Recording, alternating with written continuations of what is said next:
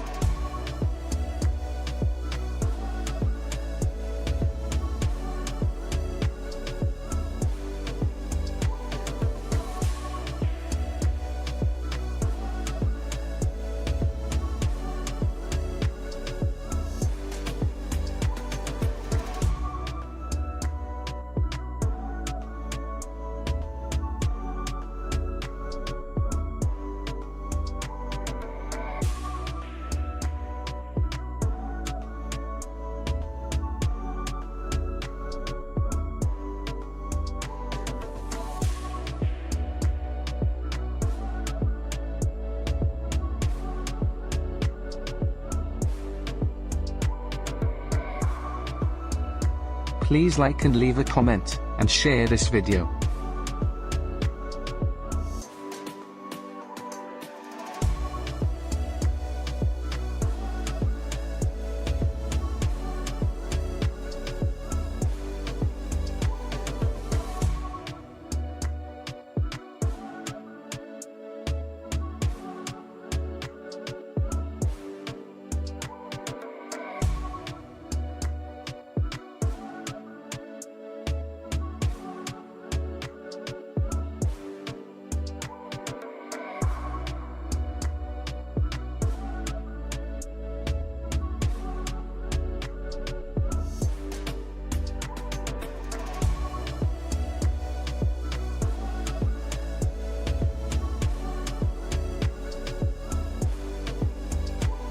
Ladies and gentlemen, the show is about to begin. Grab a drink and a snack, sit down and enjoy watching the show.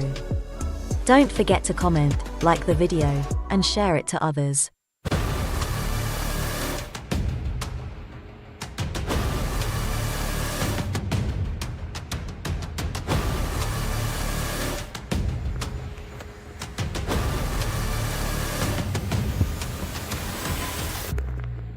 Welcome to live show 78, Gambling with Armageddon. Today is Sunday the 15th of September 2024 and we're streaming live from our studio in Minsk, Belarus.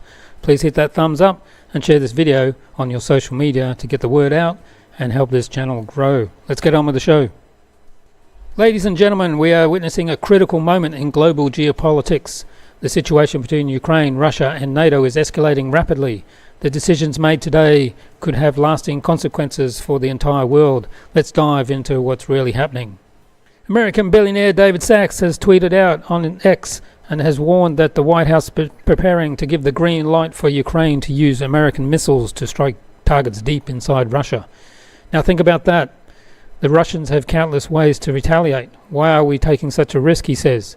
Ukraine is neither a treaty ally or a vital interest for the United States. Even Biden himself once cautioned the escalating that situation like this could lead us to World War III.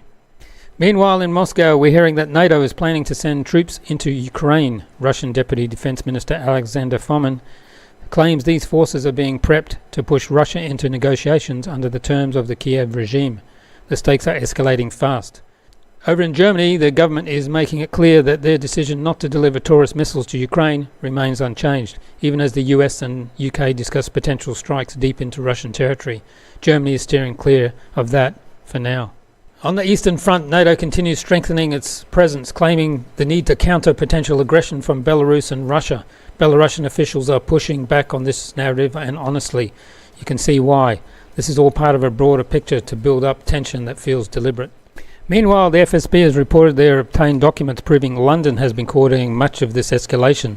The British Foreign Office, specifically the Director of Eastern European and Central Asia, is being portrayed as the key actor driving the strategy to weaken Russia strategically.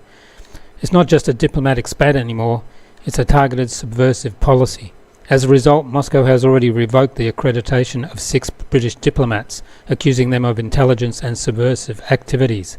The FSB is even warning that they might demand the early termination of British diplomatic missions if this continues.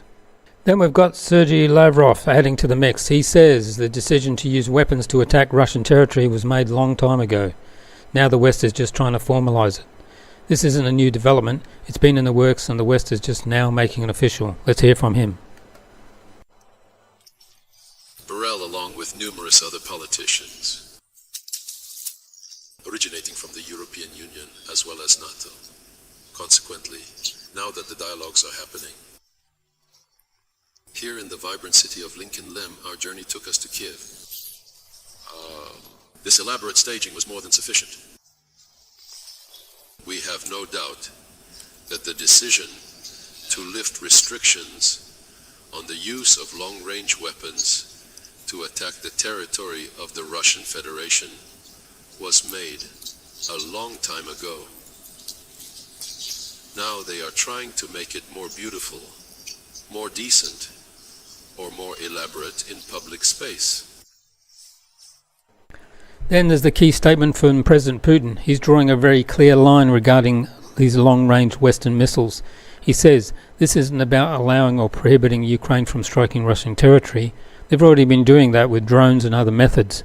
But here's where it gets serious. Putin is claiming that Ukraine lacks the capability to conduct precise long-range strikes on its own. He says they need NATO satellite data and operational support for that. He's essentially saying that the missile systems could only be deployed by NATO personnel, not by Ukrainian forces. And what does that mean? According to Putin, if these weapons are used against Russia, it's not just Ukraine at war, it's NATO, the US and Europe directly involved. He warns this fundamentally changes the nature of the conflict and that Russia will respond accordingly. Let's listen to him. It is not we who see and hear the topic being discussed at a very high level in Great Britain and the United States. The fact that the Kiev regime will be able to strike Greater Italy with Western weapons on Russian territory is obviously a decision that will either be made or has been made in general, and of course this is an extraordinary thing that I would like to ask for comment. Attempts are being made to change concepts because we are not talking about allowing or banning the Kiev regime to strike any territory. We already deposited using unmanned mandatory vehicles. And by other means, but when it comes to the use of Western-made long-range precision weapons, it's a completely different story. The fact is, I have already talked about this, and any expert will confirm that both we and the West will use modern, high-precision, long-range systems made in the West to strike. The Ukrainian army is not in a position, it cannot do this. This is possible only with the use of intelligence data from satellites, which Ukraine does not have. This is data only from European Union satellites or in the United States. Maybe with nations this is one, two, and very important, maybe the key, is that the flight missions are in. In reality, only NATO forces can supply these missile systems. The Ukrainian military cannot do this. And therefore, it is not a question of allowing the Ukrainian regime to inflict incense on Russia with these weapons or not to decide. It's about deciding what. Are NATO countries directly engaging in a military conflict or not? If such a decision is enacted, it implies nothing less than the full-scale involvement of NATO countries, including the United States and Europe. And in the war in Ukraine, this is their direct participation. And this, of course, significantly changes the very nature. What will this mean that NATO countries are at war with us, and European countries are at war with us? And if so, then? I mean, the change itself. We will make the appropriate decision based on the threat that will be created.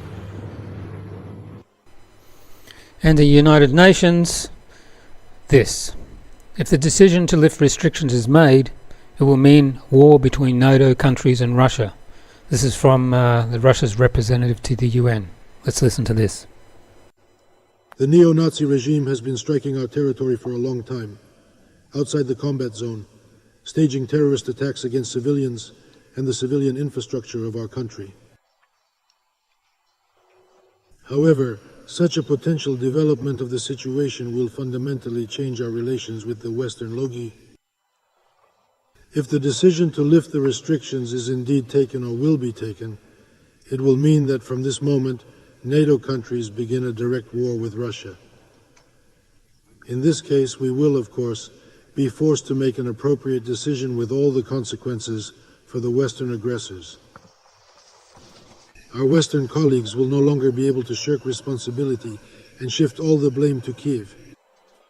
As you know, the use of such weapons is possible only by predominating access to intelligence data with the US satellite, and Ukraine itself does not have such a possibility anywhere near. Only NATO military personnel can program. Ambassador Antov has repeatedly emphasized a critical point, the impossibility of a nuclear conflict between nuclear powers, particularly between the US and Russia. He's made it clear that there would be no victors in such a scenario. However, there seems to be a dangerous misconception that any conflict could be contained, not reaching American shores. Antov consistently drives home the message that this is a fallacy. The repercussions of nuclear war would be global. He urges against toying with the perilous rhetoric. Ambassador Antov is right, of course. Nuclear war transcends the issue of Ukraine. Let's watch him. We have reiterated 100 times that there can be no nuclear war between nuclear states, particularly the United States and Russia, is utterly unacceptable. There will be no illusion here that if there is a conflict, in the event of a conflict, it will not spread to the territory of the United States of America. I am tirelessly attempting to communicate one crucial point. Americans will not have the luxury of remaining uninvolved.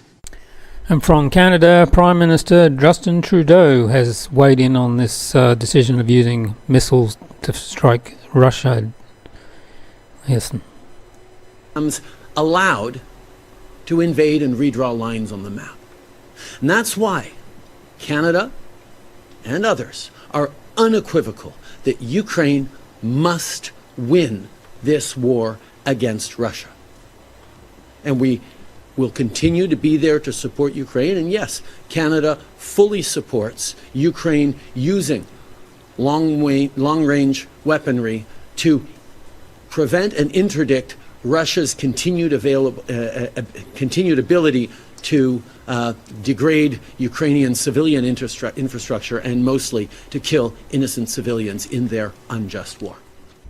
Ignore Putin's bluffing. Storm Shadow could change the course of the war, says The Guardian, claiming Russia is unable to nuke Ukraine due to deep strikes. Well, what about jets that fly from further away? What about cruise missiles with nuclear warheads launched from submarines? What about mobile launchers hidden in the woods? They're pushing reckless propaganda that could escalate the situation and devastate Ukraine. Meanwhile, The Telegraph argues the threat of Storm Shadow use in Russia will push those missiles out of range of the civilian targets Putin wants to hit in Ukraine. It also supposedly prevents Putin from launching tactical nukes, making a decision a no-brainer. Meanwhile, Finnish Foreign Minister Elena Valtonen states Finland and Sweden permit the Ukraine army to target Russia with their weapons. The only condition is that these weapons must be used in accordance with international law. Roger Waters has weighed in on the missile crisis, as you might call it. Let's have a listen to what he has to say. Today. Oh, and the other thing is, vis-a-vis Ukraine and the long-range missile conversations that you're having, Blinken, Sullivan, Biden, Harris, Trump, the whole effing lot of you, niet means niet. Okay? You will kill us all if you continue down this insane path of incitement towards nuclear war, which is what you are doing. Stop now, today. Biden, Blinken, make the announcement. No, you're not going to start sending long-range missiles from NATO into Russia. That will be that. Niet means niet. All right. Hope we're still here tomorrow. To understand the situation with deep strikes by Ukraine, you can imagine this, or like this. What would the US do if tomorrow an American aircraft carrier would have been hit by a Russian hypersonic missile in the Red Sea, like this? The Yemeni Houthis would have fired the missile, but Russians would have supplied the missile and terrain data. Russians' instructors would have programmed and aimed it, while also training the Houthis just to pull the trigger. Pretty sure the US would be upset with Russia, right? Polish MP Grzegorz Braun on Anthony Blinken after Blinken's visit in Kiev and now in Poland for a visit. Blinken, go home as soon as possible. Get lost. We don't want you here. We don't want the Polish people paying and dying for your wars. Go home. Go home as soon as possible. Get lost. Get lost. We don't want you here. We don't want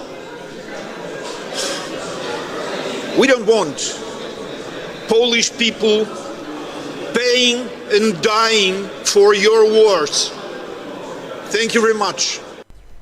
And this message from Russian General APTI ALONDRINOV, probably butchered that name. Russia is not your enemy. Russia just wants to be left alone so we can live our way. We want our values and our interests, and so that we are not those people who must be appendages to America. Let's listen to his message. Europe, which is right next to us, is following America's lead. Today, there is flirtation with the nuclear power plant located in the territory of Russia, the Kursk region. And if America is trying to play games by targeting the nuclear power plant located in Kurchatov and flirting with Russia, then Europe must understand that if any disaster occurs at this plant, it will primarily affect European states. You will be involved in this. And I don't understand why Europe has so easily succumbed to the globalist interests of America and is doing everything to allow America to create this disaster here, which will affect not only Russia, not only Ukraine, but Europe as a whole. Don't you see and hear this? Don't you understand that you are being dragged into a third world war, in which everything you have will be involved? Can't you see this? Once, the French tried to come and conquer Russia. What happened to France? Russia came and raised its flag on the territory of France, crossing the Alps. Our great commander Suvorov showed France that Russia is beyond its capabilities. Although Napoleon had a united European army back then, Germany later decided to do the same. Hitler, under whose command European troops were again present. All the countries that are opposing Russia today also opposed it during World War II. You have come to us a second time. We have come to your house for the second time, raising our flag of Germany over the Reichstag. We prove to you every time, but we are not your match, Europeans. Wake up. Your enemy is not Russia. Your enemy is America, which is pushing you towards your own destruction. And if you do not wake up and make the decision that you must stop playing to the tune of America and trying to make Russia your enemy, then you will be among those who lose. People are currently being told that Russia will attempt to seize the Baltic states and some European countries. The question is, why does Russia need the Baltics or Europe? Russia has no place to put its own land. We have everything of our own. We do not need you. It is we who are needed by you. It is Russia that Europe needs, because without us, you have no gas, no electricity, no water, no food. You have nothing at all, really. Tomorrow you will be left to starve by yourselves. Your economy is destroyed. You no longer have an economy, all because you followed America's lead. You have no gas, and you don't have proper electricity. And tomorrow you will all find yourselves at a broken trough. Only when you seek alliance and peace with Russia will you be strong. You will be full, and you will be peaceful. You will be able to live a peaceful life. I don't understand why you Europeans need America to govern you, drawing you into its globalist interests and doing everything to make you cease to exist as a state. You are a state that has its own culture, its own identity. Why can't you be masters of your own fate? That's all. And when you wake up, after everything has already happened and you wake up, it will be too late because you will not have your own stakes. You will become like those nations that once had a great history, but today have lost everything because you followed America. America is across the ocean. She will stay at home. She doesn't care how many Ukrainians will die, how many Russians will die, how many Europeans will die. America is not worried about that. It has its interests, America's interests. And it is only these interests that America is indeed guided by. And I, of course, want to urge Europeans to use their heads, to realize, to understand that they can no longer attempt to lead our relations into a third world war, where, excuse me, not only a gun or a machine gun will be at play here.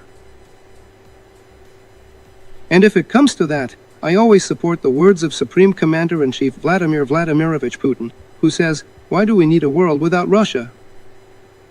If there is no Russia, then let there be no Europe, and let there be no America. Let this world not exist at all.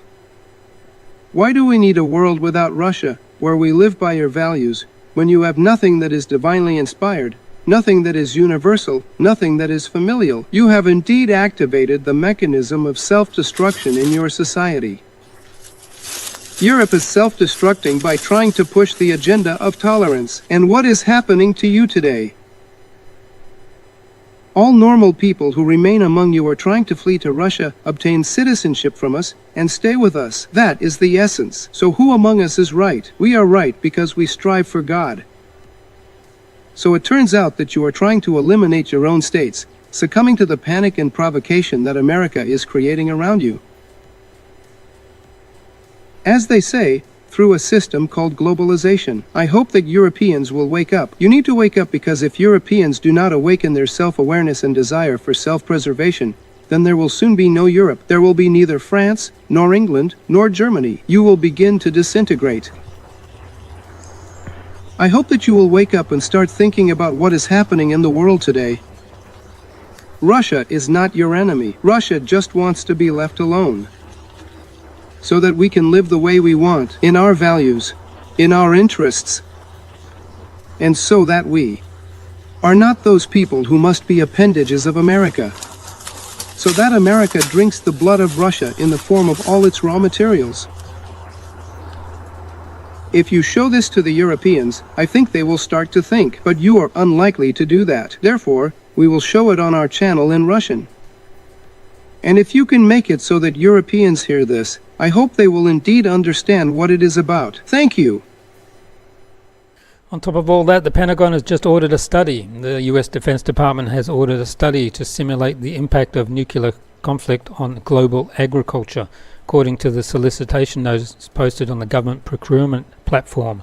The study will focus on regions beyond Eastern Europe and Western Russia, which in the simulation is the epicenter of the hypothetical nuclear weapons deployment. Time magazine simulated a nuclear war scenario between the US and Russia. According to scientific research, over 5 billion people could die from hunger. That's including this book here, says that as well. This is Annie Jacobson's book, Nuclear War, a Scenario, including approximately 99% of the population of the United States, Europe, Russia and China. Let's watch this video. If there was a full-scale nuclear war between Russia and the United States, when one side launches nuclear missiles, the other side detects them and fires back before impact. U.S. submarine-launched ballistic missiles from west of Norway start striking Russia after about 10 minutes, and Russian ones from north of Canada start hitting the U.S. a few minutes later. The very first strikes are high-altitude EMP attacks, frying electronics and power grids by creating an electromagnetic pulse of tens of thousands of volts per meter. The next strikes target command and control, as well as nuclear launch facilities. Land-based intercontinental ballistic missiles take about half an hour to arrive. Major cities are targeted. Each impact creates a fireball about as hot as the core of the sun, followed by a radioactive mushroom cloud. These intense explosions vaporize people nearby and cause fires and blindness further away. The fireball expansion then causes a blast wave that damages buildings, crushing nearby ones. The United Kingdom and France have nuclear capabilities and are obliged by NATO's Article 5 to defend the US. So, Russia hits them too. Firestorms engulf many cities. Nuclear winter is caused by the black carbon smoke from the nuclear firestorms. A large city like Moscow, with almost 50 times more people, can create much more smoke. And a firestorm sends plumes of black smoke up into the stratosphere, far above any rain clouds that would otherwise wash out the smoke. In the meantime, Earth gets freezing cold, even during the summer. A recent scientific paper estimates that over 5 billion people could starve to death, including around 99% of those in the United States, Europe, Russia, and China.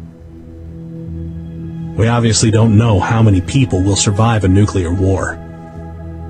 But if it's even remotely as bad as scientists think, then it has no winners, merely losers. Annie Jacobson's book, Nuclear War, a Scenario, this one here, presents a chilling minute-by-minute account of the hypothetical nuclear attack on the United States by North Korea, exploring the immediate and catastrophic consequences, as well as the responses of the US government and military. Through extensive research and interviews, Jacobson details how an event could unfold, from the initial launch of detection to the decision-making processes under immense pressure, highlighting the fragility of nuclear deterrence. and the potential for global annihilation due to miscalculation or escalation, while emphasizing the human and systematic failures that could lead to an unimaginable disaster. Highly recommended. You should buy it. So, what to do when there's a nuclear war, nuclear bomb going off? This is what they did in the 60s, this educational video. If you want to see the rest of it, go to our Telegram channel. This is just a snippet. Enjoy.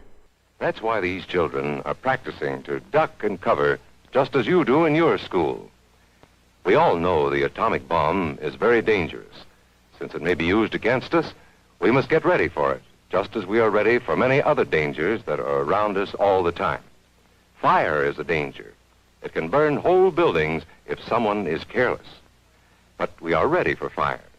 We have a fine fire department to put out the fire, and you have fire drills in your school so you know what to do. Automobiles can be dangerous too. They sometimes cause bad accidents, but we are ready.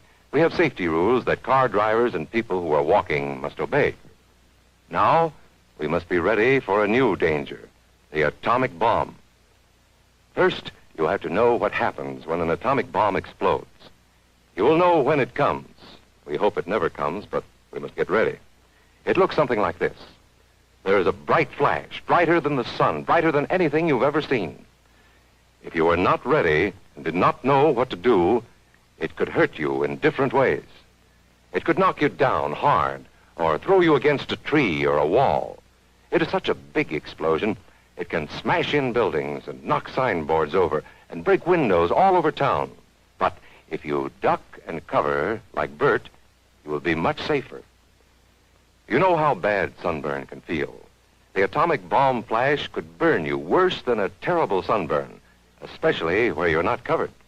Now, you and I don't have shells to crawl into like Bert the Turtle, so we have to cover up in our own way.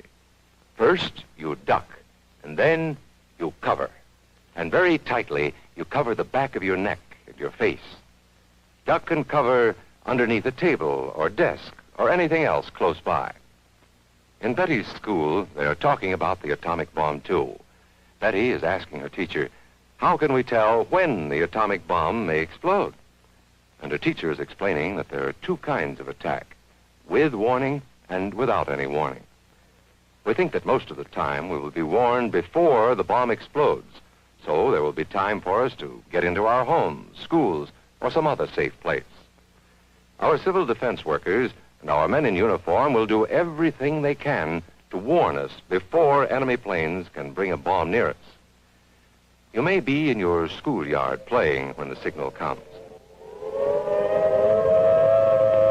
That signal means to stop whatever you are doing and get to the nearest safe place fast. Always remember, the flash of an atomic bomb can come at any time, no matter where you may be. You might be out playing at home when the warning comes. Then be sure to get into the house fast, where your parents have fixed a safe place for you to go. If you are not close to home when you hear the warning, go to the nearest safe cover. Know where you are to go, or ask an older person to help you. You know the places marked with the S sign? They're safe places to go when you hear the alarm. If there is a warning, you will hear it before the bomb explodes. But sometimes, and this is very, very important, sometimes the bomb might explode without any warning. Then the first thing we would know about it would be the flash. And that means duck and cover fast, wherever you are. There's no time to look around or wait. Be like Bert. When there is a flash, duck and cover, and do it fast. Here are some older boys showing what to do if the flash comes when you are not in the classroom. This is what to do if you should be in a corridor. You duck and cover tight against the wall this way. Remember to keep your face and the back of your neck covered tightly. Try to fall away from windows or doors with glass in them. Then, if the glass breaks and flies through the air, it won't cut you. You might be eating your lunch when the flash comes. Duck and cover under the table. Then, if the explosion makes anything in the room fall down, it can't fall on you. Getting ready means we will all have to be able to take care of ourselves. The bomb might explode when there are no grown-ups near. Paul and Patty know this. and they're always ready to take care of themselves. Here they are on their way to school on a beautiful spring day. But no matter where they go or what they do, they always try to remember what to do if the atom bomb explodes right then. It's a bomb. Duck and cover. Paul and Patty know what to do. Paul covered the back of his head so that he wouldn't be burned, and Patty covered herself with the coat she was carrying. They knew how to duck and cover. They acted right away when the flash came. If they had been at this doorway when the bomb flashed, Paul and Patty would have ducked and covered this way, like this girl. Heavy doorways are a good place to duck and cover. She will be safer, too. Here's Tony going to his Cub Scout meeting. Tony knows the bomb can explode any time of the year, day or night. He is ready for it. Duck and cover. Attaboy, Tony. That flash means act fast. Tony knows that it helps to get to any kind of cover. This wall was close by, so that's where he ducked and covered. Tony knew what to do. Notice how he keeps from moving or from getting up and running? He stays down until he is sure the danger is over. The man helping Tony is a civil defense worker. His job is to help protect us when there is danger of the atomic bomb. We must obey the civil defense worker. We must know how to duck and cover in the school bus or in any other bus or streetcar. Duck and cover. Don't wait. Duck away from the windows fast. The glass may break and fly through the air and cut you. Sundays, holidays, vacation time, we must be ready every day, all the time, to do the right thing if the atomic bomb explodes. So there you go. Remember to duck and cover. And if you want to see the full clip, go to our Telegram channel. So we're inching closer to a point where decisions made today could reshape the world tomorrow. These aren't hypothetical threats, they're real. And the question remains, are we ready for what comes next? So the question is, to nuke or not to nuke? That's the central question on the minds of many as tensions rise over the possibility of open war between America and its allies and the Russia and its allies. Could a conventional war between the United States and Russia ultimately lead to a nuclear conflict? A lot of people believe it would. I understand their concerns, and I can envision several plausible scenarios that might lead to such an outcome. I'll explore a few of these scenarios shortly, but let's first some context. Using nuclear weapons is a point of no return decision. It's a murder-suicide move, and I highly doubt that any of the great nuclear powers are suicidal. I've also always held a long-held, perhaps idealistic notion that both the Americans and the Russians would prefer to test their strength in a conventional war. The Americans pride themselves on being the greatest empire and the military power in history. In American culture, folklore, often referred to as history in the US, has ingrained a belief that they are great and a noble warrior nation. Religious and irreligious, ascetic and hedonistic, rich and poor, Americans across the spectrum hold a deep-seated convictions in their nation's exceptionalism and its global mission to spread freedom and democracy. On the other hand, Russia sees themselves as the perennial target of a messianic Western hegemony, one that despises them as inferior and covets the immense natural wealth of their vast territory. They also see themselves, rightly so, as the decisive victors in wars against the same Western nations in the 19th and 20th centuries. From their 20th century first perspective, they are facing a third iteration of this long-standing conflict. In other words, Russia believes it is already in a war against American empire, one with existential stakes similar to the past confrontations. Since the summer of 2022, Russia has been preparing for the possibility that US might escalate beyond proxy warfare and intervene directly to save the day. Russia is winning with one hand tied behind its back. Russia has systematically grinding down the empire's proxy forces in Ukraine. It has repelled, decimated 3 reconstructed NATO-supplied armies. Despite popular belief among Western experts and observers, Russia has not suffered a strategic defeat, nor has its military or productive capability been diminished. In fact, Russia is stronger both military and industrially than it has been since the height of the Soviet power, and its strength is growing. Perhaps most notably, the sense of purpose and unity among the Russian people is stronger now than at any point during the Great Patriotic War. The Russian populace firmly believes their cause is just.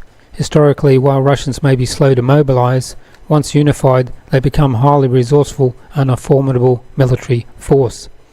By igniting this war in Ukraine, the powers behind the Western Empire have inadvertently strengthened Russia. Over the last 2 years of intense conflict, Russia has tripled its relative power. Meanwhile, the US and its NATO allies have seen their arsenals depleted and the inadequacies of their military systems exposed.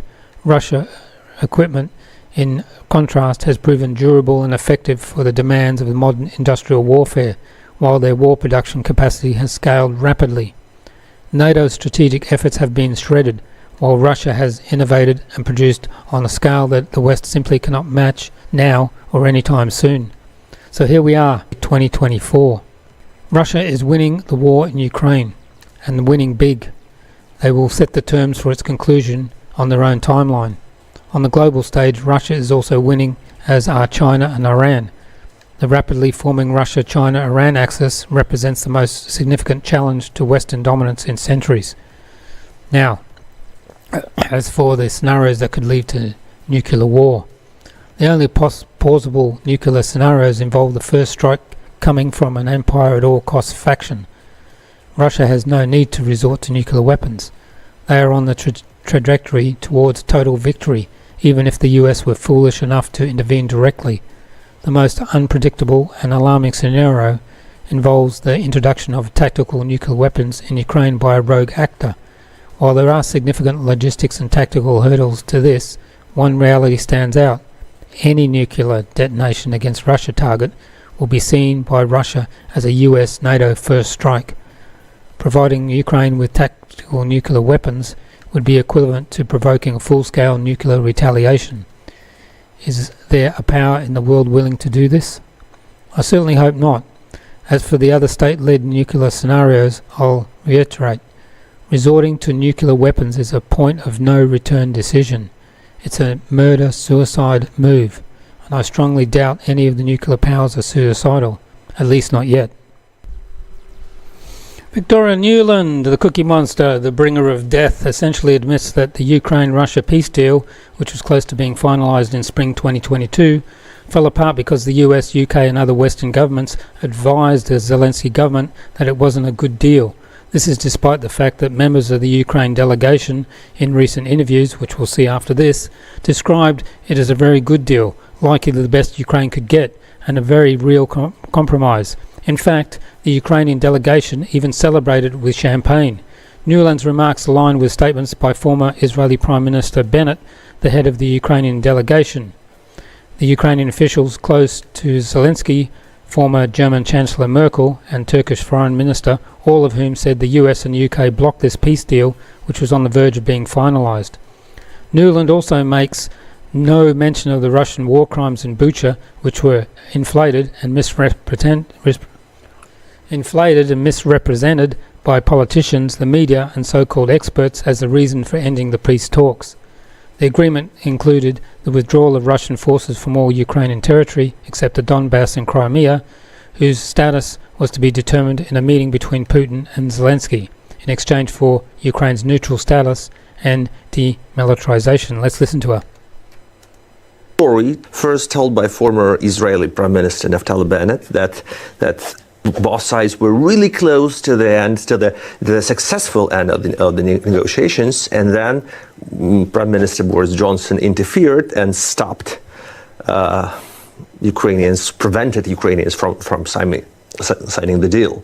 And then Ukrainian Representative Arahami kind of confirmed it, that yes, he said in an interview that there was some kind of advice from Boris Johnson to stop You notice she's smiling?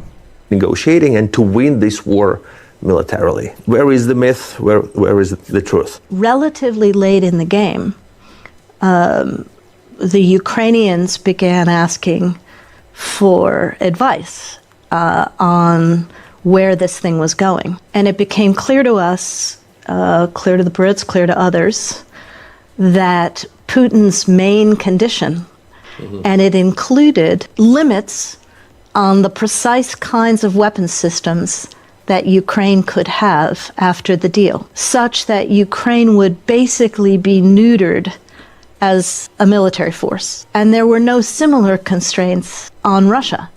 And so people inside Ukraine and people outside Ukraine started asking questions about whether this was a good deal, and it was at that point that it fell apart. Here's AVASTOVICH, who used to be one of Zelensky's advisors, about the peace deal. With the negotiating party? Yes, completely. Yes, it was successful. We opened the champagne bottle, for this because you actually opened a bottle of champagne in this. Yes, because it was completely successful negotiations. RYANAIR, the Ukraine lead negotiator, then confirms the agreement and Johnson's role. He came and said, "We decided to fight." At the same time, he showed the document that was the result of the Belarusian Forum of African delegations, demonstrating the primacy, the prescribed project of peaceful lands from Ukraine, and on this document, otherwise it was the Parafions in Istanbul. The purpose of the document was called Acceptable Neutrality of Ukraine and Guarantees B with P, where Putin seemed that there were 18 articles. And Yakin said, "I'll get it, everything is spelled out because military equipment is in a special warehouse from a number of branches of Ukraine." I said it was worth the peak of the Belgate Skrivnik. Did you get caught up in Ukrainian debt in this process? Russian Mata has been leaking for a long time. Mata Russian Dolaga, and was shown by us by the bandit grandfather until May. But the Dovos did not yet laud him and us to listen to the prescription of such a year. To take it this time, it flies itself, it was found and long. On the right shop when he prepared it, it was about to run out. Guilty? And what are we writing about?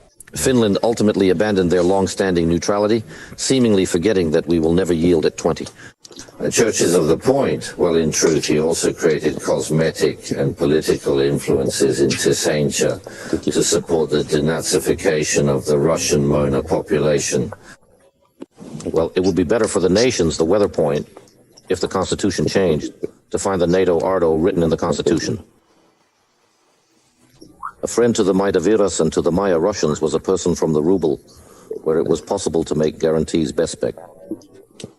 Having arrived Boris Johnson in Kiev and saying that we would be after Galina and sleep nothing, sign it and let us proceed to confront the situation courageously. Here's another comment from Roger Waters to the Ukrainian people. Everything that the American empire does in foreign countries, by and large, seeks only to feather the nests of American plutocrats, and it couldn't care less about the lives of people in foreign lands like Ukraine. The people of Ukraine surely by now must know that the United States government couldn't care less about your lives. Of course, Roger's correct. Let's watch this interesting advert.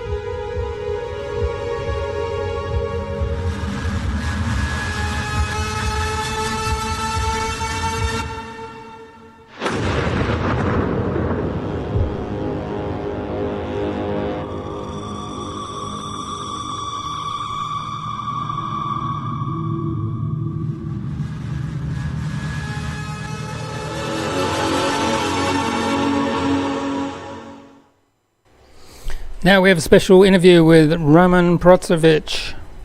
Probably butchered that as well. I remember the RYANAIR incident. Let's watch this.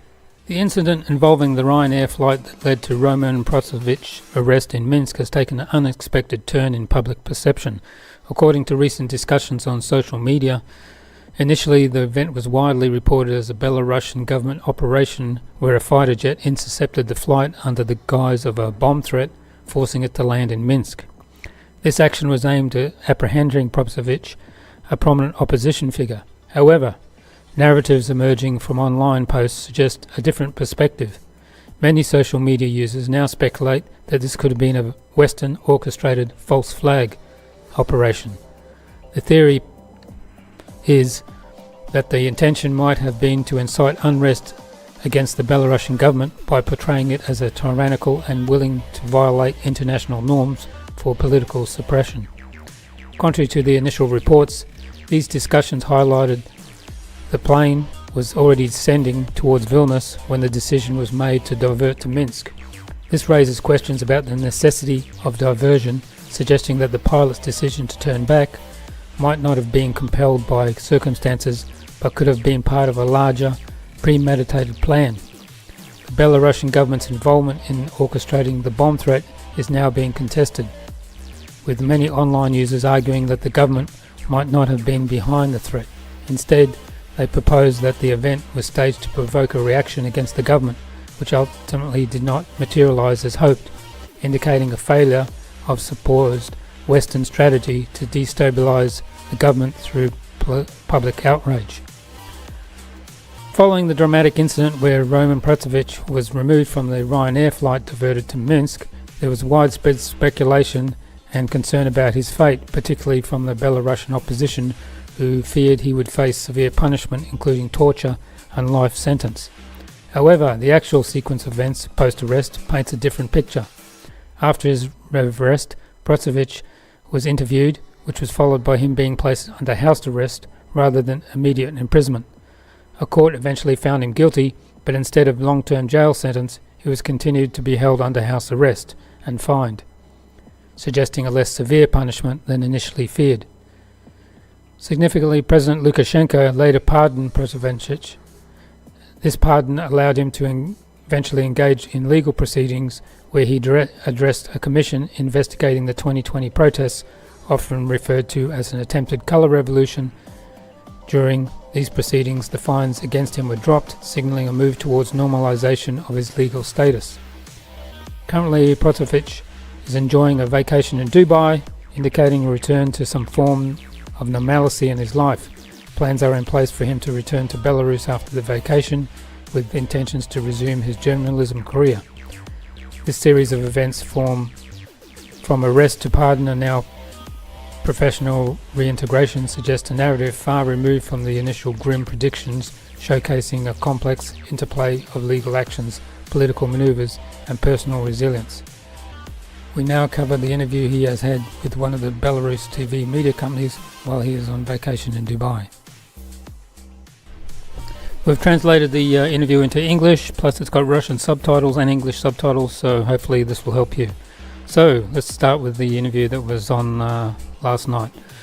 Roman PROTSEVICH was asked if the fugitive opposition is capable of making any real decisions. His response: "I'm still privy to a lot of what's happening internally, even when I'd rather not be.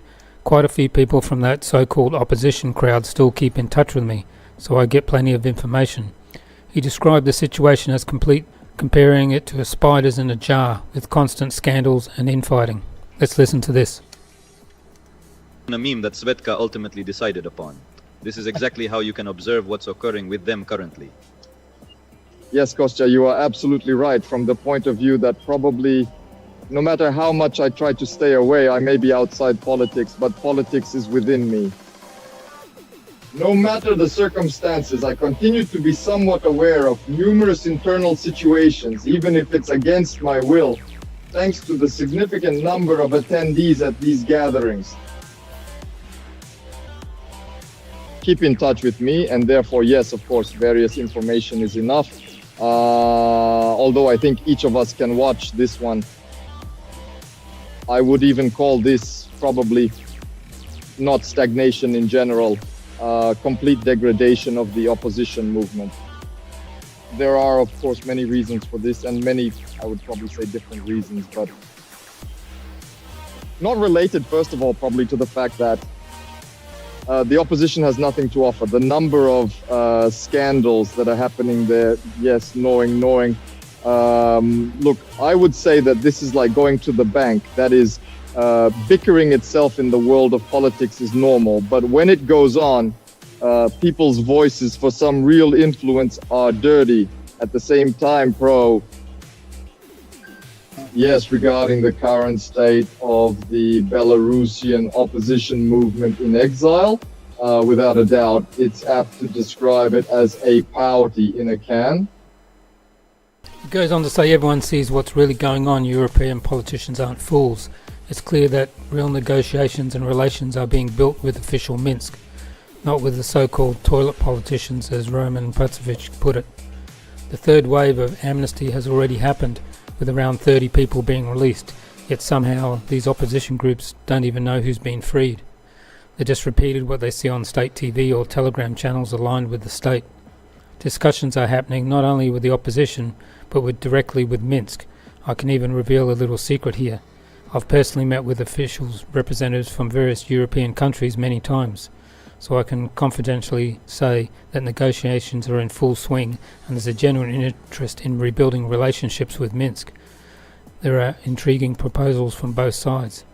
Meanwhile, it's amusing to watch the so-called opposition headquarters puff themselves up, claiming they're meeting with people, but at the end of the day, what matters is the result, and they have none to show.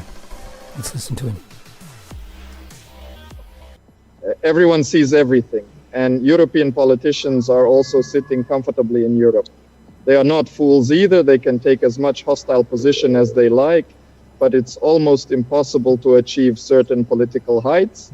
Being a fool, and in Europe, everyone sees perfectly well. In this regard, I can definitely say, especially concerning the transfer of political prisoners, which has passed already. Firstly, a wave of amnesty when Andrei is an individual, let him. What can you say that it turns out in a wonderful way that even human rights activists and all these opposition structures, they themselves do not even know who they are releasing even after some time. That is, I myself was wondering who would be released. It is impossible to find the last name. That is, at most, what was published somewhere is published. On state television of the state or pro-state telegram channels and so on. And it's very funny to watch. But of course it was especially funny when there was a very large exchange recently about which everyone knows between official Minsk, official Moscow, Berlin and Washington. And there's, as far as I know, except for Mr. Kruger, convicted of terrorism in Belarus in general, no one else was handed over. Although, as far as I know, there were discussions in the first place and more. I just know that the discussion is taking place. Far from being with the opposition, but in Minsk, and I can even crack open such a small veil of secrecy that I personally have repeatedly met with official representatives of various European countries. And therefore, I can safely say that negotiations are underway. That there is a certain interest, even vague, but a very specific interest in building relations anew, and there are interesting proposals on both sides. And against the background of this, of course, it is quite amusing to observe how all the other states are. They get drunk and say they are meeting someone there. And again, I'm willing to bet that I've probably met with more EU officials over the last 6 months of the year than even Tikhanovskaya has her headquarters here, but because from what he sees, probably. Subscribers are meetings there with some politicians, as I heard, the so-called wonderful Termerov term. This is toilet politics somewhere at some official meeting where they were invited as guests. They took it there. They all took pictures of it there. It was a productive meeting.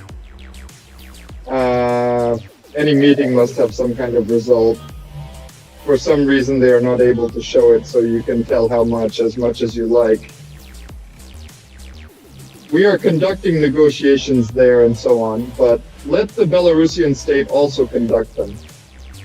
Something tells me that these negotiations on establishing relations are much more effective than what is loudly shouted on the internet. Another listen, but... He was asked if it was true that every other one of our agents is there. Roman responded, though not exactly directly. Our agents is present, if not all of them. This is not a question for me, but I can tell you now. So, after the passage of time when I found myself in Minsk, I was surprised to learn many things that were happening in the polar circles. Although I was, in general, later, so to speak, the highest circles. However, the sheer amount of new insights and extensive documentation I absorbed was absolutely astounding. He continued in an interview that they offered to register some offices in his name to funnel money through them.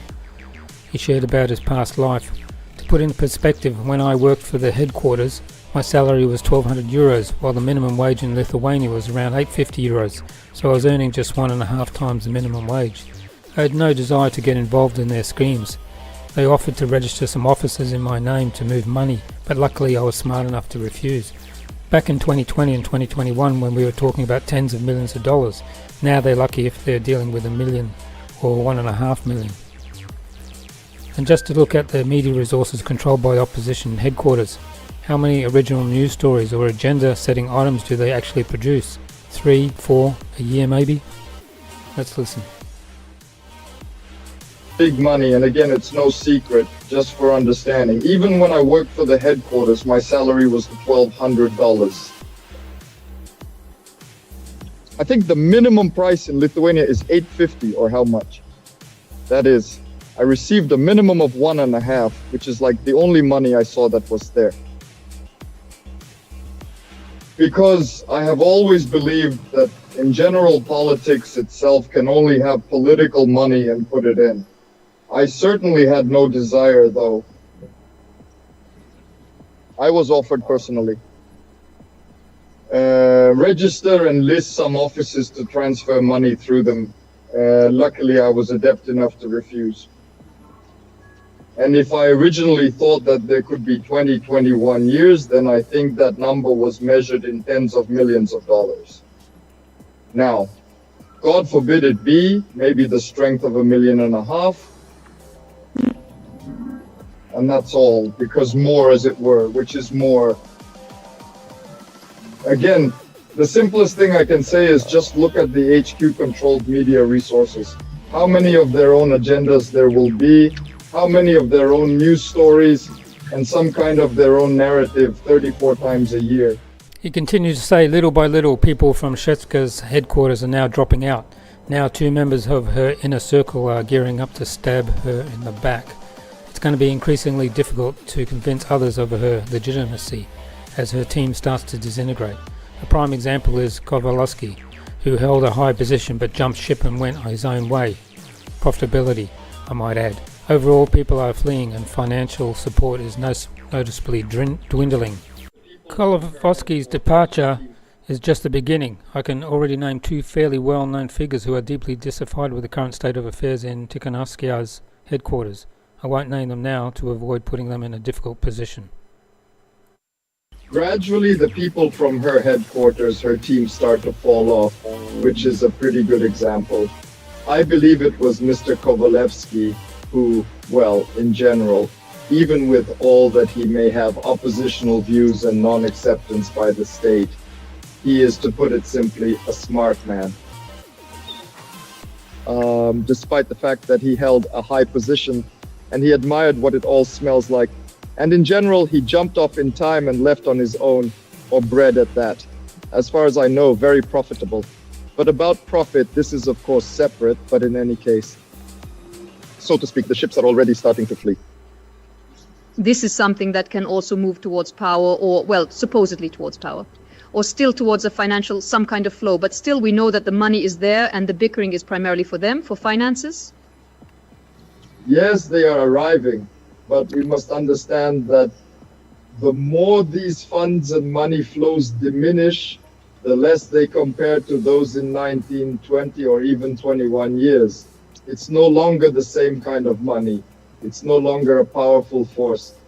Additionally, you might say that while it is at least something, it's nothing like before. Even this will soon be enough. Just wait for Kovalevsky's code. I can probably even argue a little bit or announce it.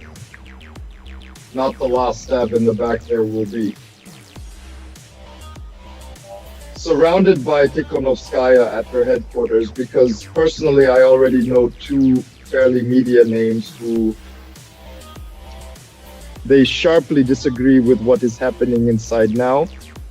I won't voice them so as not to set them up, but these are quite media people, and who knows what their disagreement will turn into, but I'll be happy to watch it this way with popcorn. He said, "Where's the money?" Just asked Sveta and Frank, who were vacationing in Crete a month ago. For those opposition representatives, activists and diasporas curious about where the funds are going, ask Sveta and ask Frank. A month ago they were and her children were enjoying a holiday in Heraclion in Crete, and this gateway was kept under wraps. Crete might not be the priciest destination, but their villa was quite nice. And don't ask to forget about her €400 underwear while you're at it. I genuinely have no concern about who sleeps with whom, but I can particularly point out that those in the diaspora and representatives of the opposition are very intrigued by financial whereabouts. Ask Svetlana Georgievna and Frank about how their vacation in Heraclion was a month ago. This is the island of Crete, where in fact Svetlana herself and Svetlana's two children rested early. Moreover, as far as I know, this rest was very carefully guarded and not voiced anywhere. I understand that maybe, of course, Crete is not the most expensive direction, but at the same time, as far as I know, Villa, they had a very good one there. So they rested there together for a couple of weeks, so I'm not going to climb into their bed and stand there with a candle. This is absolutely not interesting to me, but somehow it remains a fact. Yeah, at least they're together. We went on a family vacation like this, but money... They collected money, obviously for something else, obviously not for it. Resort. Perhaps they indulged in $400 lingerie sets that are rarely seen, but this remains a matter of personal attire, hence. They're now on a hunt for a new sacred victim like myself. He's advising those who disagree with what's happening at headquarters to be extra cautious. For those currently in places like Vilnius, Warsaw or elsewhere, beware. There's an active search for someone to take the fall, just like I did. So if you're not on board with what's going on, be careful. You never know where you might end up. At least the path has been set, and if needed, I'll try to assist. Just make sure not to delete any data from your phone before boarding a plane. Let's be honest, the Belarusian special services likely know a lot more than those who might, let's say, accidentally return here. When I ended up in Minsk, I was surprised on how much I learnt about what's happening abroad, especially with the well-connected with the top circles. To keep their funding, Belarusian radical media projects are pivoted towards Russia. After all, we are a union state, and it seems the opposition is heading in the same direction. What else can be expected? During my time there, many media outlets were already planning to expand their focus to Russia, aiming for a larger audience and better monetization.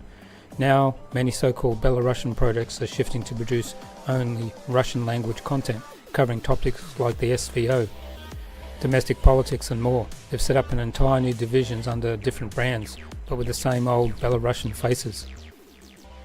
We are in fact a union state. Really? The opposition will without a doubt be allied together. What more can I possibly express? But here you are nevertheless. You already know all this from the inside. You have doubts, this account or... All right, pay attention, because I can indeed say that a significant portion of the media, even after my presence there, from the very beginning, the aim was to further develop channels and various sources there with a focus on Russia, because there is a larger audience and greater coverage. So, well, more monetization of everything else. That is, I decided on this at the end of 20 years, and that's why. Well, for me personally, this is nothing new. So, how is his so-called dictatorship torturing Dubai? He said, I left the country officially through the airport. I'm now in Dubai, he said. I flew here to take a relaxing bit. After an intense last few years, I needed a break. Yes, there were fines, but appealed, went through the proper procedures, attended court hearings, and successfully had an astronomical fine cancelled. Now I'm working, and there's no more obstacles to enjoying well-deserved vacation. And where are you? What are you, and why are you? No, well, this time, fortunately, it wasn't a Rayona, but democratic lines in my consciousness, shall we call them that. Well, here I am now, as you probably guessed from the background ambience. Here I flew to look at the SPIES, like that legendary opinion. So I flew here to rest, relax a little, because the last few years, one might say, have been very stressful. I left the country officially through the airport, so what questions might there be? Rum, how are you? How did you manage to get out? I recall various people walking there, and there was information on social networks suggesting you have massive fines there. Is that true?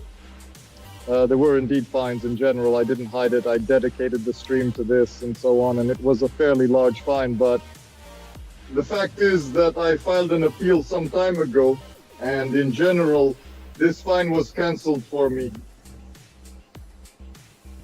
That's why everything is honest. Everything is legal. That is, it was an official procedure. It was an appeal. These were separate court sessions. Well, in general, I brought, as it seemed, a sufficient number of arguments for this one to be huge. I would even say astronomical fine cancel. Was one of my arguments related to the fact that it was the amount of damage that the state as a whole suffered? And including my position was that I cannot alone be responsible for everything. Because, well, it'll be at the very least. Unfair and dishonest, I would say so. The only thing I had was that through the tax line I had to pay 3,000 rubles. That's us half $1,000 there. And then I calmly closed it since I'm working now, and that's all, so I don't have any more obstacles left for me to go on vacation, that is. He followed on saying, I earn my living through honest work, and I'm getting reinstated in the journalism department.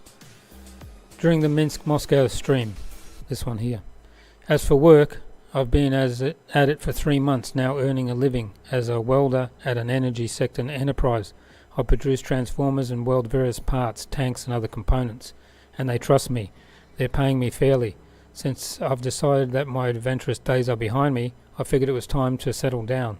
So I've also submitted paperwork to get reinstated in the journalism department as a correspondence student.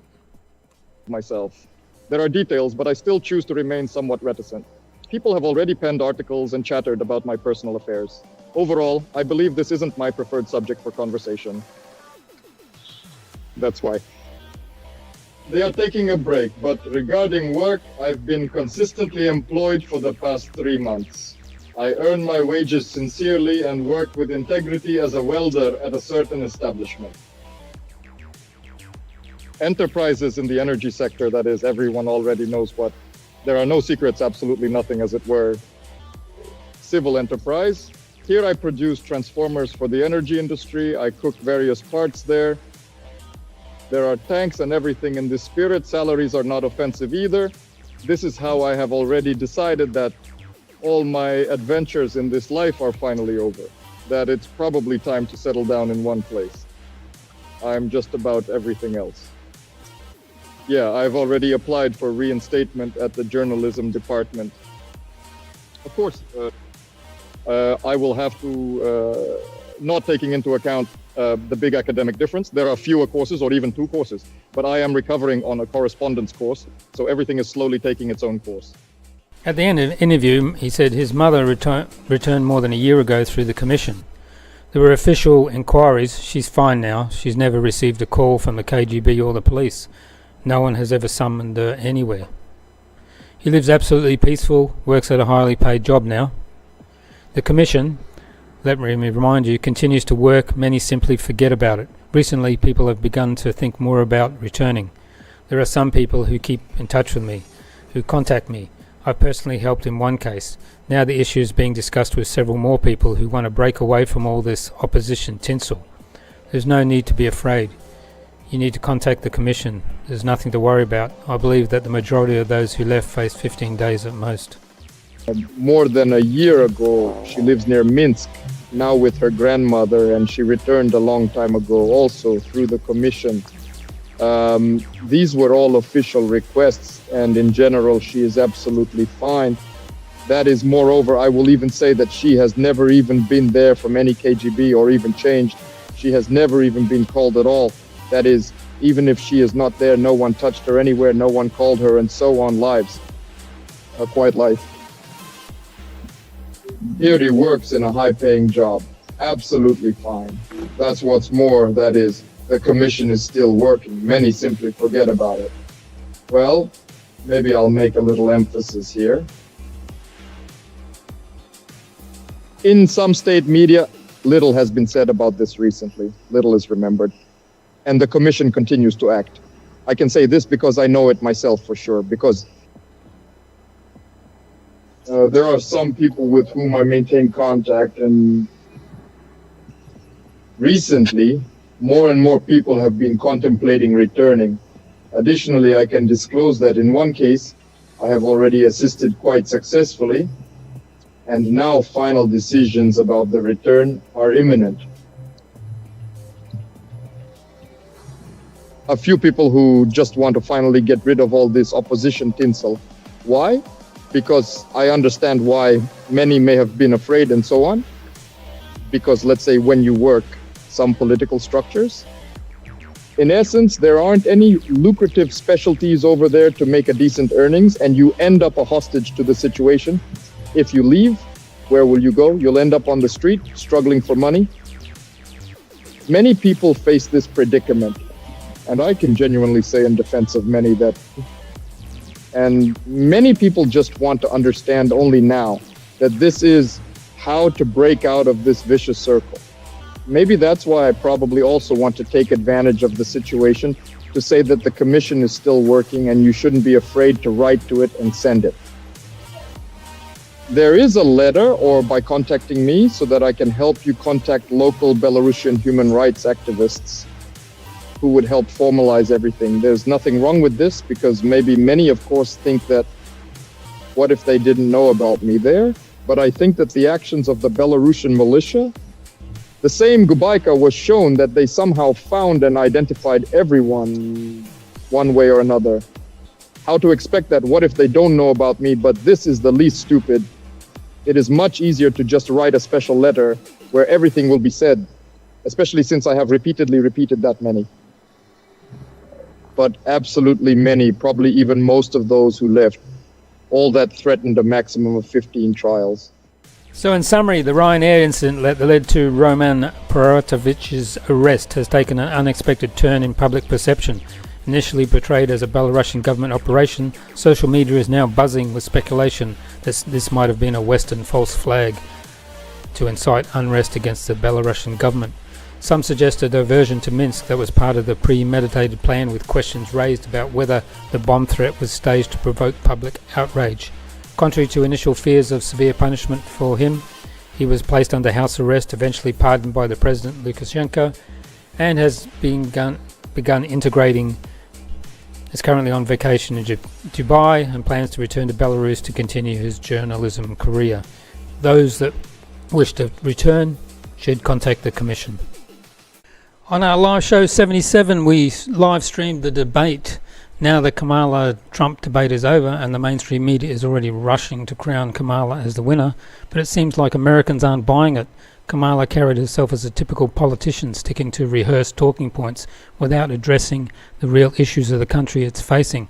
Speaking of rehearsed lines, Trump wasted no time calling her out on an economic soundbite that appeared scripted. He said, "That's just a soundbite they gave her to say," before adding, "She doesn't have a plan for the economy. She copied Biden's plan, and it's like 4 sentences. Run, spot, run." On the topic of abortion, Kamala said, "The freedom to make decisions is about one's own body should not be made by the government." But hold on. She seems to have forgotten that her own administration took the very freedom away from millions of Americans with vaccine mandates that essentially forced 100 million workers to get vaccinated or lose their jobs. Then the moderators stepped in to defend Kamala. Megyn Kelly summed it up perfectly. The absolute gall of ABC to keep fact-checking only Trump while letting her lie in every answer is infuriating. This exchange really set the tone for the night, as David Muir, who's known for giving Kamala 100% positive coverage, focused on fact-checking Trump in real time, even as he discussed reports of the pets being eaten in Springfield, Ohio. Kamala sunk as low as reviving the debunked bloodbath and very fine people hoaxes narratives, even as the mainstream media has retracted. Trump's bloodbath comments referred to an auto industry, but Kamala conveniently left out the context. She seemingly misrepresented Trump's very fine people comments about Charlottesville, failing to mention his full statement.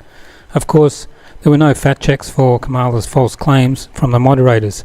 In an unexpected moment, ABC's Lindsay Davis did challenge Kamala on her support for socialist policies, specifically her past stance on eliminating private insurance. She said, "In 2017 you supported Bernie Sanders' proposal to do away with private insurance and create a government-run healthcare system," Davis said. Kamala claimed her values haven't changed, but just like her stance on fracking, she has reversed course on any policy that doesn't help her politically. Kamala also claimed she and Tim Walz were proud gun owners who wouldn't take anybody's firearms, conveniently forgetting that she had previously called for a gun buyback program on NBC News. And of course, behavior analysts, experts exposed the moderator bias against Trump in the debate. Experts noted clear bias in the moderator's body language and expressions towards Trump. Scott Rouse pointed out that Trump's microphone was louder, making him sound more aggressive. Trump was constantly fact-checked during his responses, while Kamala's claim went largely unchallenged.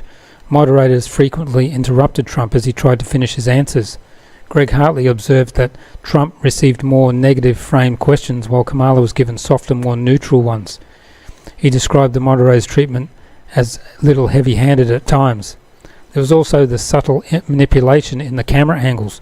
Trump was filmed from above, looking down on him, while Kamala's camera was positioned lower, looking up, giving her a more heroic appearance.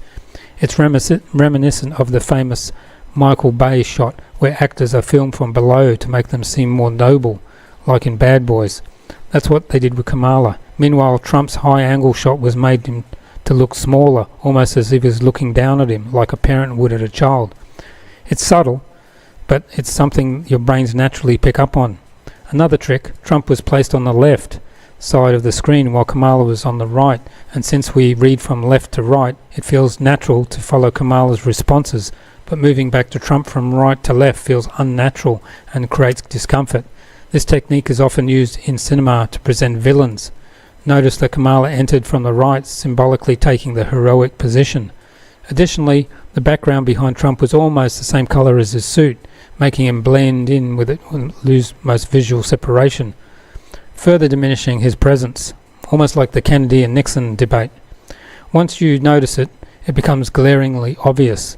Look back on the past few debates and you'll see that the candidate on the left is usually the one who receives similar treatment.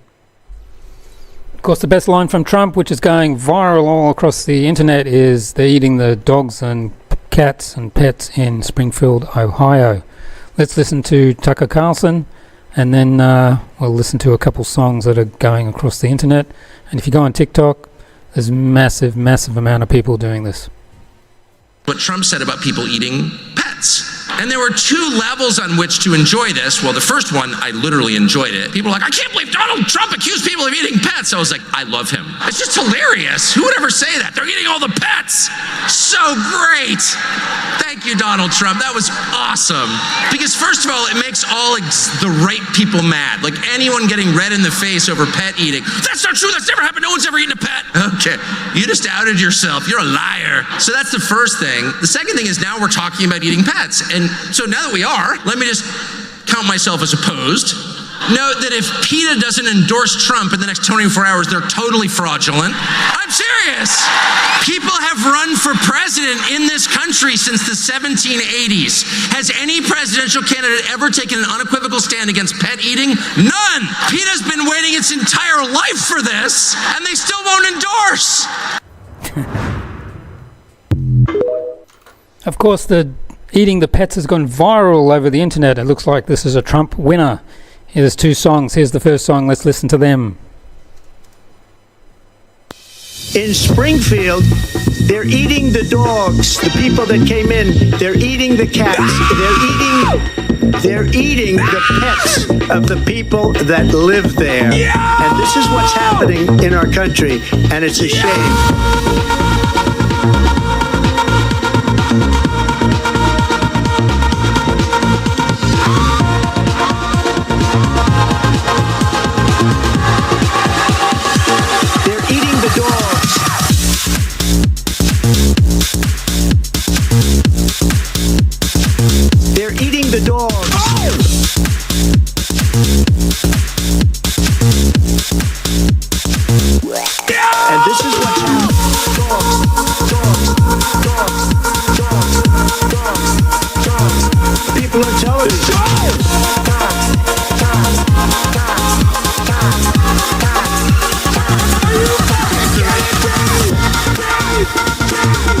No credible reports of specific claims of pets being harmed, injured, or abused by individuals within the immigrant community. Well, I've seen people on television. Let me just say here, this is the people on television say my dog was taken and used for food. So maybe he said that, and maybe that's a good thing to say for a city manager. I'm not taking this from television. But the people on I'm taking it from television the city say my manager. dog was eaten by the people that went there.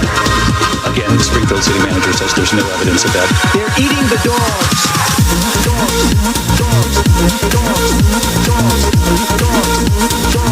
They're eating the dogs.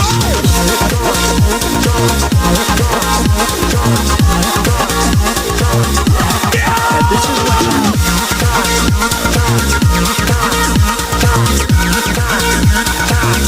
people on television.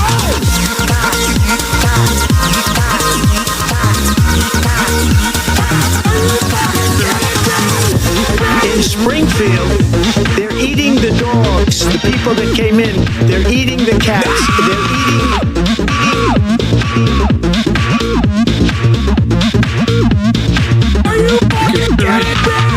People on television say my dog was taken. Great. And here's another one which I like better. I'm sure you will as well. And all the money's going to all the money's going have a look. In Springfield, they're eating the dogs. They're eating the cats. They're eating the pets of the people that live there. They're eating the dogs. They're eating the cats. They're eating the pets of the people that live there. People of Springfield, please don't eat my cats. Why would you do that? Eat something else. People of Springfield, please don't eat my dog. Here's a catalog of other things to eat. They're eating the dogs. Whoa, whoa, whoa, whoa. They're eating the cats. Meow, meow, meow, meow. They're eating the pets of the people that live there. They're eating the dogs. Whoa, whoa, whoa, whoa. They're eating the cats. Meow, meow, meow, meow. They're eating the pets of the people that live there. They're eating the dogs.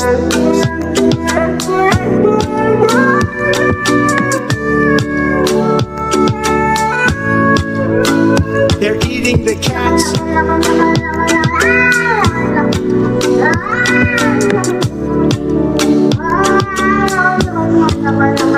They're eating the dogs. They're eating the cats. Meow, meow, meow, meow. They're eating the pets of the people that live there. They're eating the dogs. They're eating the cats. Meow, meow, meow, meow. They're eating the pets of the people that live there. In Springfield, they're eating the dogs, the people that came in. They're eating the cats. They're eating the pets of the people that live there. And this is what's happening in our country. It's great. And all the money goes to the Clark County SPCA from the streams. Awesome. And happy Foundation Day to Minsk in Belarus. It's 957 years old. And let's have a look at some fireworks from last night.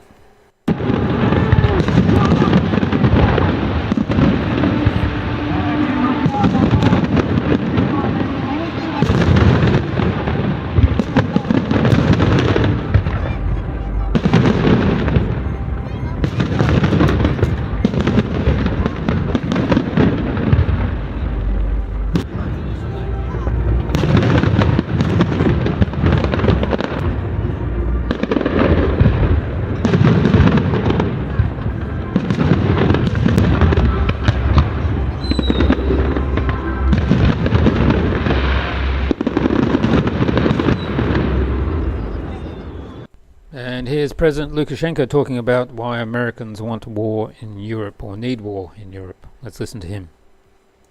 Americans require a war here in Europe so that they can be free. For Americans, Europe is a rival to high-tech Europe. They manufacture Mercedes, generally no worse than the Fords in America. They had their own currency, the euro. They were ready to unbuckle from the dollar. This is unnecessary. The 600 million people of the European Union do not want this, but the Americans keep pushing, making it a mere puppet. We have a normal attitude and policy towards them, and we offer them a normal life. Let's cooperate in that area. Polish businessmen have already gone insane. They are not in Russia, let alone Belarus. They can no longer work. They just don't let their ships in. They asked the Polish leaders, why are you doing this? We made money there. Americans require a war here in Europe so that they can be free. And here's President Lukashenko on the relations with Poland. To claim that we enjoy outstanding relations with every Pole in Poland, but an overwhelming majority, around 99%, comprehend and I believe endorse our policies. Consequently, I won't detail it further, but clearly our policy is non-aggressive towards Poland. Analyzing or overanalyzing our policies isn't our approach. War with Poland. We understand perfectly well that in this war millions will die and no one will win, and we do not need it. We need peace and quiet. You are probably convinced of this. Belarusians need nothing more. Unfortunately, Poland's current leaders and the past are trying to make a puppet of the United States of America. Well, why should Poles spend 5% of their gross domestic product, billions of dollars, on the purchase of weapons today? And now it's time for that popular section we have. We don't see that in Belarus.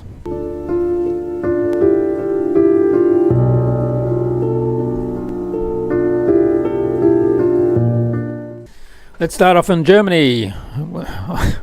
And here's some future engineers and scientists fighting it out.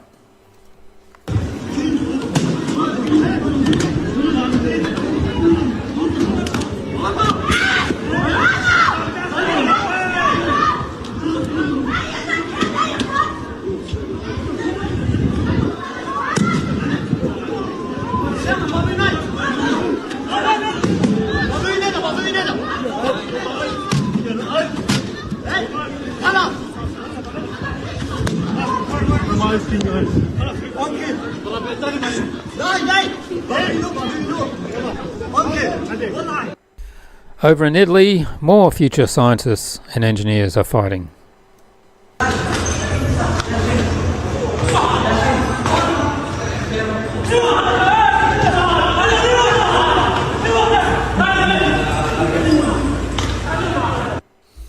In Poland, Barbie was seen on the street.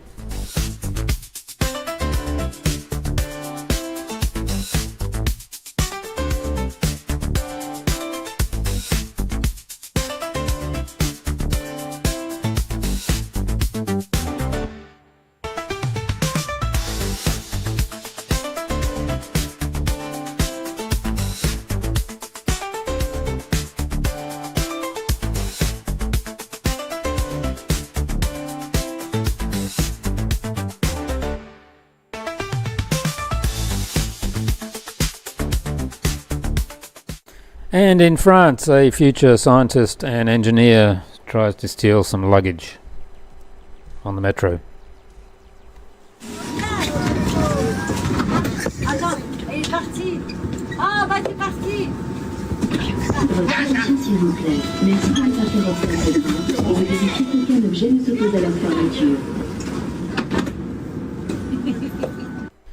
Across the channel in the UK, this guy gets arrested for swearing. 12 soldiers down there. I paid for it. So do I. Yeah, so do we. Soldiers. There's 12 policemen to arrest one woman who stole a sandwich. 12 troops. troops for one goal is one sandwich. One person, one sandwich, and this is disgusting. That's laughable. 1, 2, That's laughable, 3 really. cars, and how many of you? The majority of us heard somebody calling for urgent help, so that's why you've got quite a turnout. And you, what, for a lady that has been smashed on the floor by one of your What we coppers? were coming to, we've just come to help someone. Disgusting. Absolutely disgusting. Look at you. Look at you. Lovely. Look. I'll tell you what, do yourself a favour. Book yourself on a ride along, come with us, see what we experience and the reason why I've been there, done that. Oh, of course you have. Of course I have. Yeah, because you're all fucking nodding. Stop swearing. Great, isn't it? Yeah, brilliant. I said one word. I said one word. One word. Yeah, don't swear in a public place. Stop swearing. Why would you swear in front? Right. Oh, here we go, look! Drag someone else! Right, you're under arrest on control, alright? Idiots, mate. Sorry, mate, sorry. He's just hit my mate, so yeah. Right. At the moment, Release your arm. Release your arm. Release your arm. Release your arm! Stop resisting! I pushed her! I would have got dick. Why position? Isn't there freedom of speech? Across the pond in the USA, in California, in San Bernardino. San Bernardino at the alleys. And as you can see, you can't even get in there. You can't walk in there or nothing. It's all blocked off.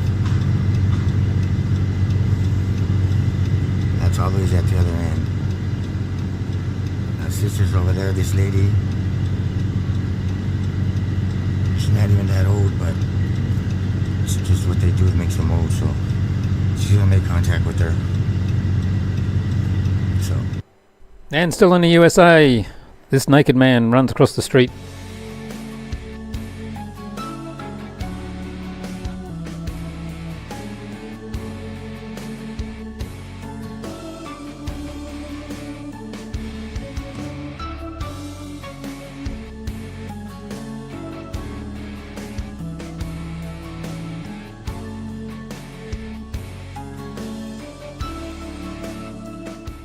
Thanks for tuning into the show. We appreciate it. That's the end of live show 78, live from Minsk, Belarus, streaming here. And please share the video, like, thumbs up on it. That'll help the channel. And we'll see you on Wednesday for live show 79.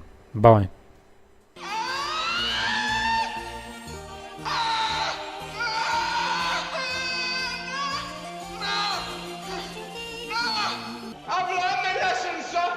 I've seen now what I've never seen before. I'm cured, praise God. But sirs, missus, I see that it's wrong. It's wrong because it's like against society.